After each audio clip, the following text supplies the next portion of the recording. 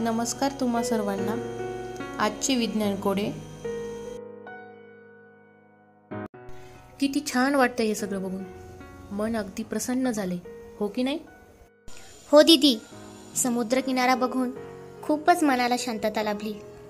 या सुंदर वातावरणात मी तुला एक कोडं विचारते आणि सगळ्यांनी लक्ष देऊन ऐका बरं का. पंच ज्ञानेंद्रियांपैकी अवयव मी नाजूक, पंच ज्ञानेंद्रियांपैकी अवयव मी नाजूक, माझ्यामुळे अनुभवता निसर्गाचे रंगरूप. निळा, काळा, घारा आणि हिरवा असे माझे रंग, निळा, काळा, घारा आणि हिरवा असे माझे रंग, पण दाखवितो वस्तूचे रूप एक संघ. नैसर्गिक कॅमेरा बसलाय कवटीच्या खोबणीत, नैसर्गिक कॅमेरा बसलाय कवटीच्या खोबणीत, जाणून घ्या रचना माझी एका मांडणीत. अजीवनसत्वयुक्त आहार घ्या भरपूर, अजीवनसत्वयुक्त आहार घ्या भरपूर, दृष्टी होईल निरोगी चष्मा होईल दूर, दृष्टी होईल निरोगी चष्मा होईल दूर. सांगा बरं या कोड्याचं उत्तर लवकर. दीदी, या कोड्याचं उत्तर आहे डोळे, हो की नाही? अगदी बरोबर. मानवी पंचज्ञानेंद्रियापैकी महत्वाचे अवयव आहे डोळे. डोळा हा शरीराचा नाजूक अवयव आहे.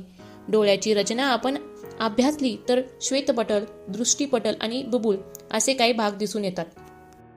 दीदी, बुबुळाचे काळा, निळा, घारा, हिरवा असे रंग असतात, मात्र दिसणारे चित्र हे सारखेच असते, हो ना? हो, अगदी बरोबर. आणखी एक, डोळे प्रकाशाचे ग्रहण करतात आणि त्या संवेदनाद्वारे आपल्याला वस्तू किंवा प्रतिमा दिसतात. यासाठी डोळ्याची रचना खूप क्लिष्ट आहे.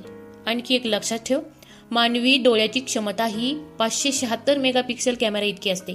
म्हणजे तुमच्या समोरील दृश्य हे तब्बल 576 लाख पिक्सेलने तयार झालेले आहे. परंतु मानवी डोळा व कॅमेरा याची तुलना होऊ शकत नाही. हा एक अंदाज आहे. दीदी, आमच्या मॅमनी सांगितलंय की आपण जर पौष्टिक आहार घेतला नाही, म्हणजे पोषण तत्वाच्या अभावी जास्त मोबाईल बघून, कम्प्युटर, टीव्ही बघितल्यामुळे, कधीकधी डोळ्यांवरील आघातामुळे किंवा वयोमानानुसार दृष्टीदोष निर्माण होतो किंवा डोळ्याची समायोजन शक्ती कमी होते. हो, अगदी बरोबर आहे. लघुदृष्टीदोष म्हणजे जवळची दिसते परंतु दूरची वस्तू स्पष्ट दिसत नाही. दूरदृष्टीदोष म्हणजे दूरची वस्तू दिसते परंतु जवळची वस्तू स्पष्ट दिसत नाही. तसेच वयोमानानुसार जवळचे आणि दूरचे हे दोन्हीही बघू शकत नाही. पण या सर्व दोषांवर अंतर्गोल, बहिर्गोल भिंग असलेले चष्मे, कॉन्टॅक्ट लेन्स किंवा डोळ्याच्या शस्त्रक्रिया हे असे काही उपचार उपलब्ध आहे. यामुळे आपण डोळ्याचे दृष्टीदोष दूर करू शकतो. आणि हो, अजीवनसत्वयुक्त आहार जर घेतला तर डोळ्याची दृष्टी निरोगी राहते. रात आंधळेपणा हा डोळ्याचा आजार होत नाही, हेही आमच्या मॅडमनी आम्हाला सांगितले आहे. कसे वाटले आजचे विज्ञान कोडे? आवडले ना? आणखी एक, आपल्या मृत्यूनंतरही आपले डोळे जगू शकतात. मृत्यूनंतर डोळे दान करून आपण एका अंध व्यक्तीचे जीवन प्रकाशमान करू शकतो. म्हणूनच नेत्रदान सर्वश्रेष्ठ दान. चला तर मग भेटूया पुढील विज्ञान कोड्याच्या सदरात.